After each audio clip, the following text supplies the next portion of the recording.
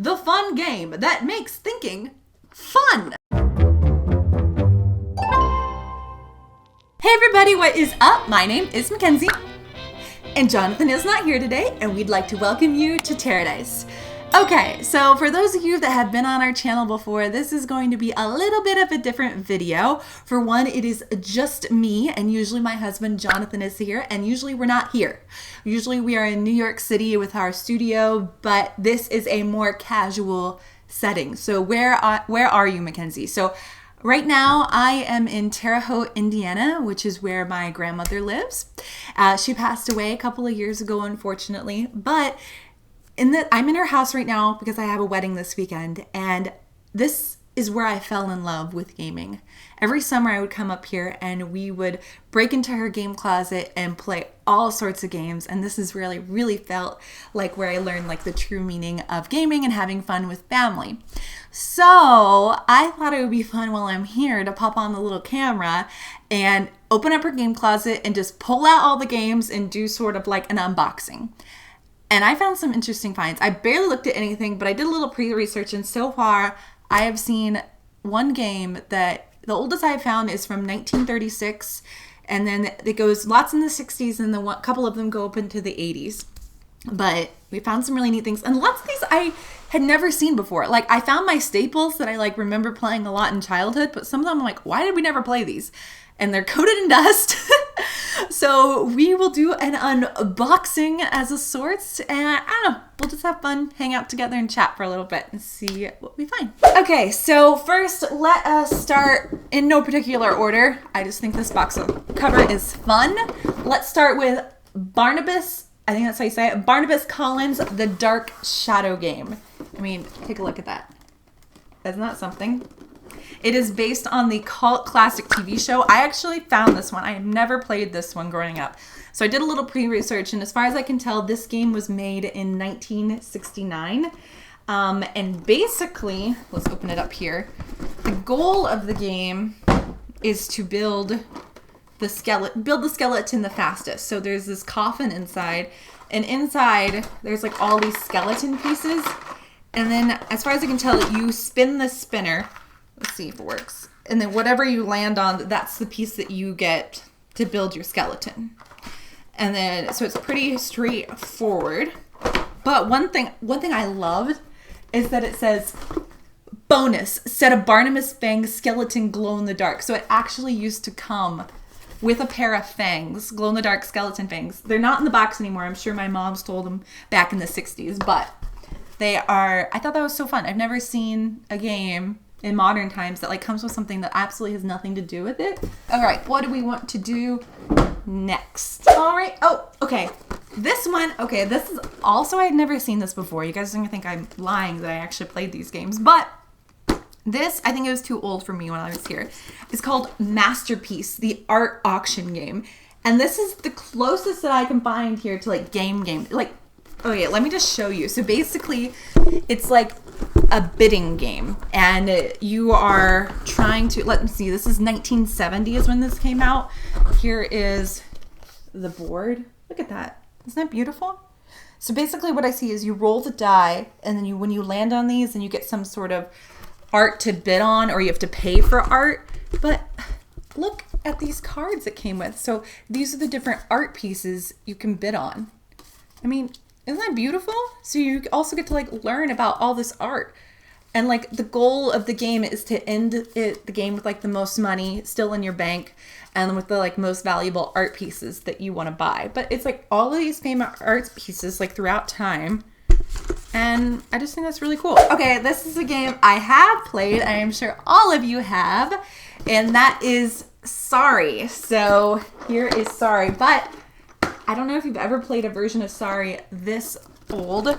So what the copyright date on this one is, let's see, I wrote it down. This is a 1964 copyright. So this is a 1964 version of Sorry.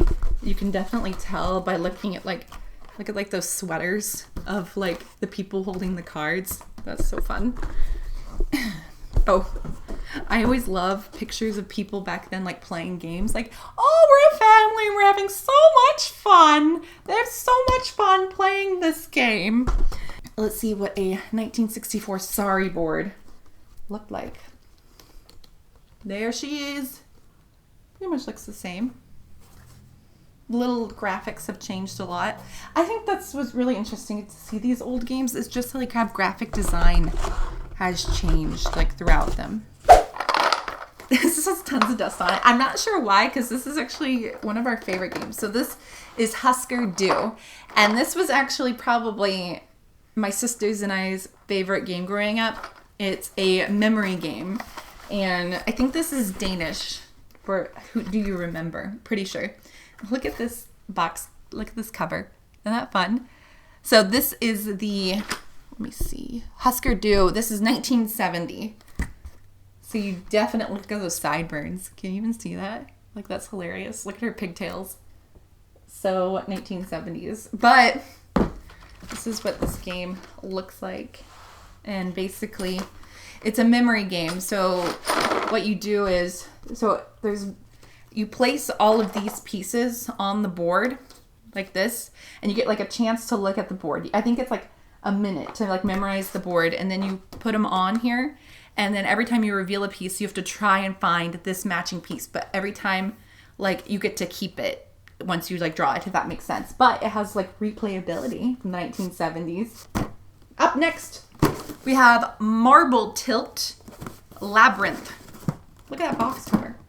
Not fun. This is 1963. Up next, we have a game you probably know, and that is Yahtzee. So, as far as I can tell, this is one of the original. This is like one of the original print runs. Not print runs, but it's close to the beginning. The copyright date on this is what I could see online. This is Yahtzee. Okay, 1956 is like what I found on eBay. And look at it. This is like actual leather on this little thing. Like, it's like real tin. Like, nowadays it's just plastic. So it's really neat to see how they did the manufacturing back then.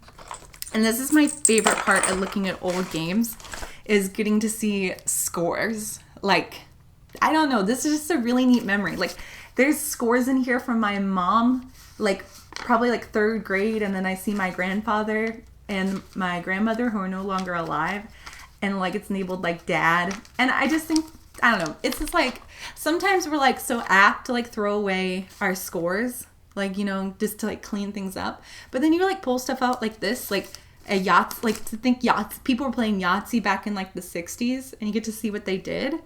I don't know. I just think that's really cool. Up next, we have Monopoly, a poker trading game. Now, I did a bit of research on this, and as far as I can tell, this is the version from 1936. 1936. That's crazy. What I am amazed is like the quality of these pieces. Like, look at that. It's like metal, like really nice, like metal pieces for this Monopoly game. Monopoly started in like 1904, so like it hadn't been out too long when this came out. The houses are wooden.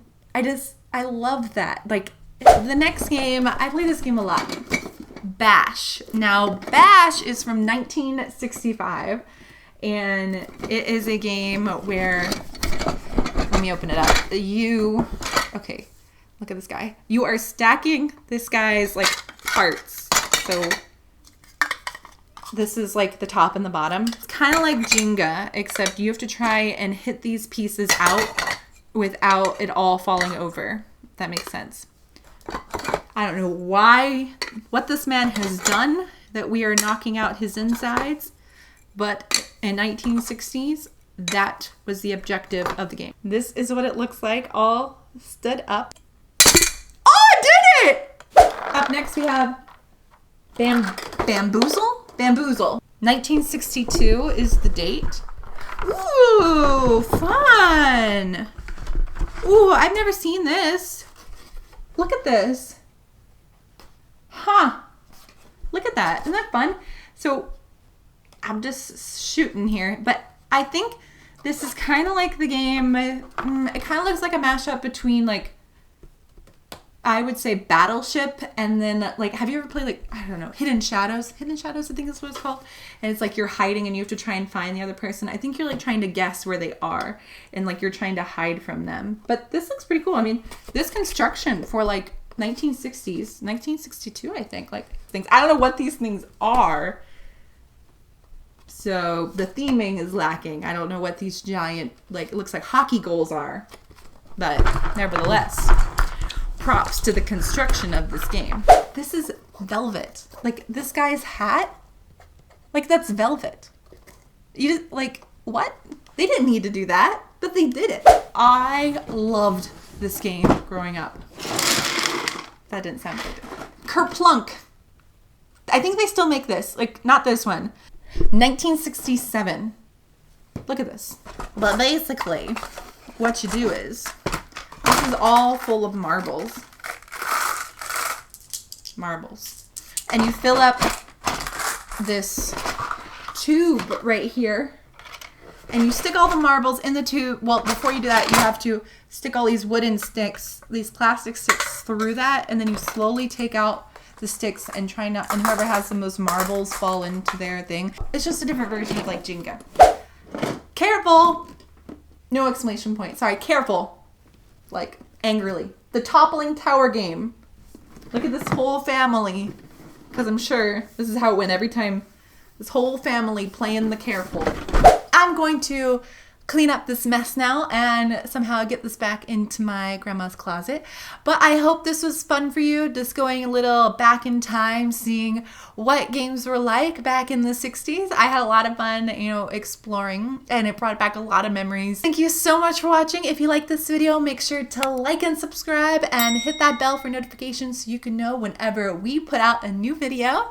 Next week, it will be me and Jonathan again, I assume. I'm not sure when this video will come out.